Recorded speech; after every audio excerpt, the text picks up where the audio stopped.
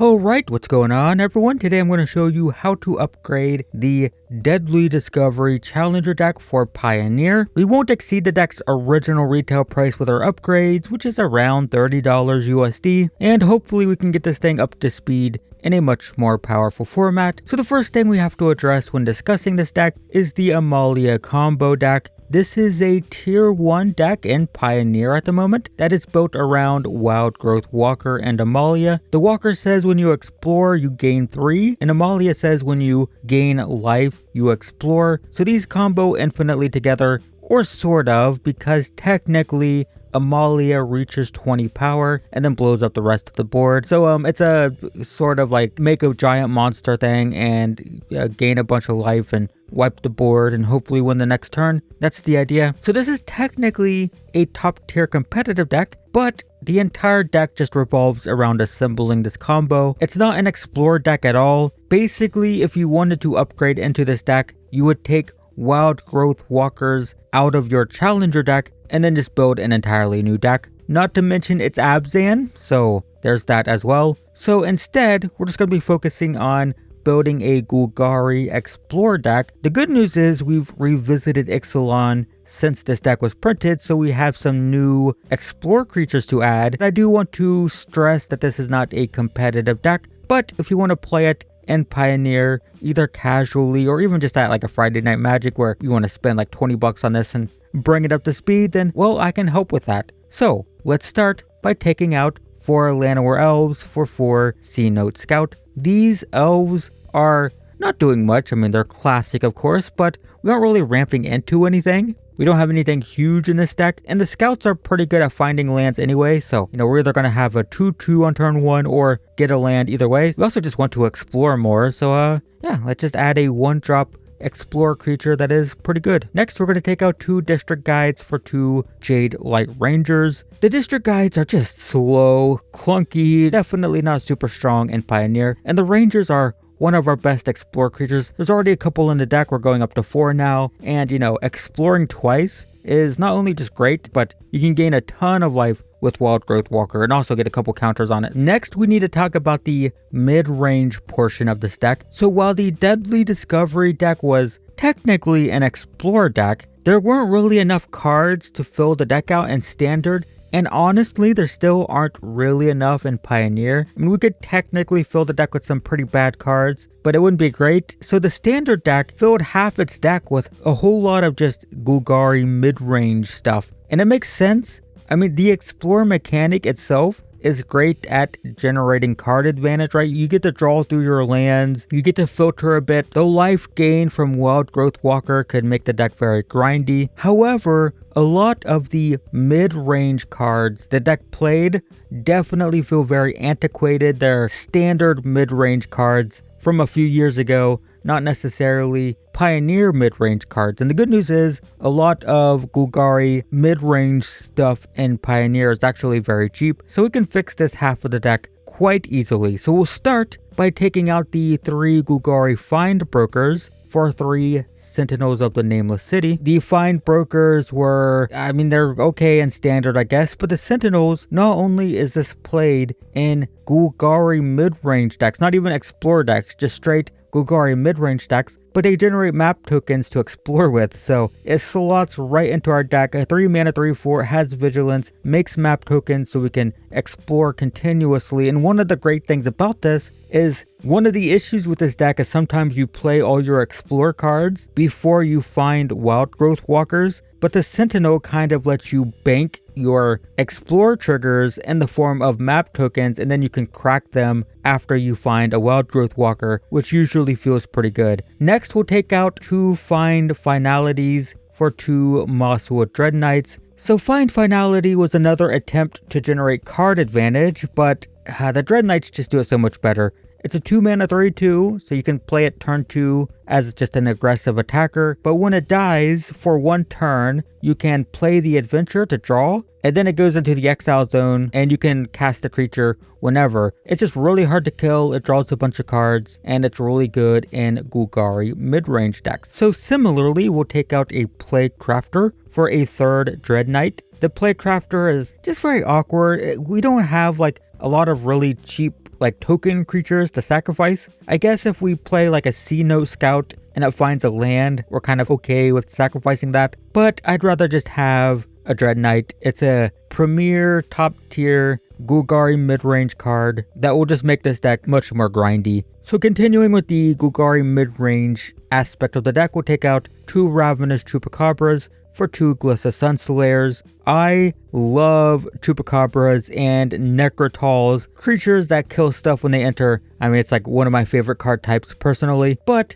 Ravenous Chupacabra is just a little slow for Pioneer. Glissa, on the other hand, has First Strike and Death Touch, meaning she kills anything in combat before she takes damage. She also, when she hits players, can either draw, blow up enchantments, or remove counters from permanents, and that includes planeswalkers, so it's a very solid card in this type of deck. We're going to take out the 3rd Chupacabra for a Scavenging Ooze. Scavenging Ooze is just a great main board answer to graveyard decks. Graveyard combo decks have a tendency to just be kind of overpowered in game 1. You usually have to dedicate several sideboard slots to graveyard decks, but in this case, it's a solid creature, a 2-mana 2/2 that can exile individual cards and then grow in power. Just a good, solid Golgari mid-range card. As much as I love Chupacabra and Necrotals, this is just a bit more sensible, unfortunately. We're also going to take out 1 Eldest Reborn for 1 more Scavenging Ooze. Honestly, we should probably take out all 3 Eldest Reborns. They're very slow at 5 mana. And when we're done with this deck, it's probably going to be our weakest card. But for now, I think we can just take out 1 for another Ooze. And, that's something we can look at in the future with this deck. But we have one final change to the non-lands, and that's to take out 2 Cast Downs for 2 Go for the Throats. And I would say this is optional, but, they're basically identical, but the restriction is way less punishing on Go for the Throat, as artifact creatures are way less prominent in Pioneer than Legends in the age of Commander, and every product being a Commander product, as illustrated by the fact that we don't get Challenger decks anymore. So moving on to the mana base, something I like to stress when talking about Pioneer is how cheap the lands are, but when you're building a mana base on a $30 budget, they break the budget unfortunately, but they're so cheap and affordable. But we're on such a tight budget that we can't quite afford them. But I highly encourage you to look into duels. This is something that you can upgrade into over time, but on a $30 budget, we're just going to replace 2 Memorial to Folly with 2 Llanowar Wastes. The Memorial is it's an okay utility land in Standard, but I don't think it's worth having a land entering tapped just for this effect. You'd be further ahead just playing like a creature land, like Hive of the Eye Tyrant, which has the added benefit of entering untapped sometimes. But for us, we're doing Llanowar Waste. We're also going to take out 2 Golgari Guild Gates for 2 Hissing Quagmires. This is pretty simple. If we're going to have a land enter tapped, why not have one that can turn into a creature? I mean, it's pure upside here. There's literally no reason to play the Guild Gate over the Quagmire. And for the same reason, we'll take out the 2 other Guild Gates for 2 Restless Cottage. Same thing here, both enter tapped, but why not have a land that can animate into a 4/4? Just makes sense to me. I also think it's worth taking out 1 Swamp for 1 Woodland Cemetery. Pretty simple here. We just want more dual lands so we don't get color screwed too often. And we've added a lot of green cards, so yeah, worth changing that ratio just a little bit. Moving on to the sideboard, I always say you should tailor your sideboard to what you're playing against. So if there's something that feels a little bit too expensive here, feel free to skip it. But we'll start by taking out 2 Reclamation Sages for 2 Terra Sunders. Both of these can blow up artifacts and enchantments, but the Terra Sunder does it for 1 mana cheaper, and you can kick it to blow up any non-land permanent, and that versatility is critical. You can bring it in if your opponent's deck is built around an artifact or an enchantment, but if they play a creature or a planeswalker that's going to kill you, well, that works too. You can blow that up as well. We'll also take out 2 Murderers for 2 The End. This is very clunky removal. 3 mana, I mean, we have way better options, but The End is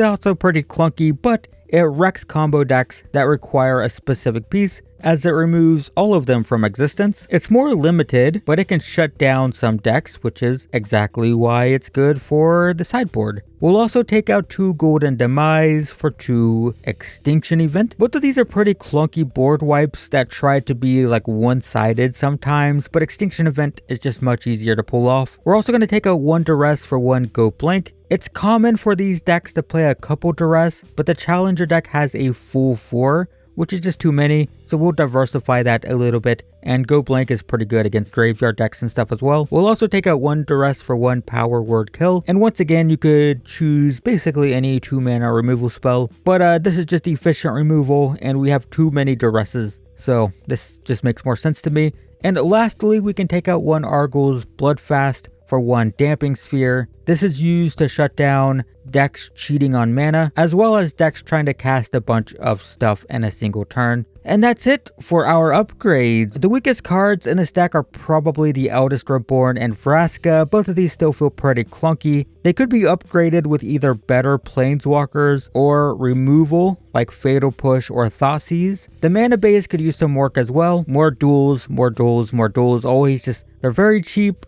but out of our budget, so more dual lands would definitely be welcome. But what we have now should be much more powerful than what we started with, just because this deck was filled with so much clunky, antiquated, outdated, old standard stuff that just wasn't playable in Pioneer. So now, we have an even stronger Explorer package with more Jadelight Rangers, Sentinels of the Nameless City, right? The Explorer portion of this deck is very powerful now, but also the Golgari mid-range half with things like Glissa, Dread Knight, Scavenging Ooze. A lot of that stuff should be much more powerful than the old standard stuff that was still in this deck. So yeah, this deck should be much more powerful. Still a pretty casual deck, but hopefully this was still helpful. Regardless, if it was, leaving a like on the video would be appreciated. Also check the description. I will leave a link to the deck list, the finished deck list, as well as some relevant competitive Amalia combo decks and some non-Explorer Golgari mid-range decks if you want to check those out. In the meantime, thanks for watching, and I will see you in the next one.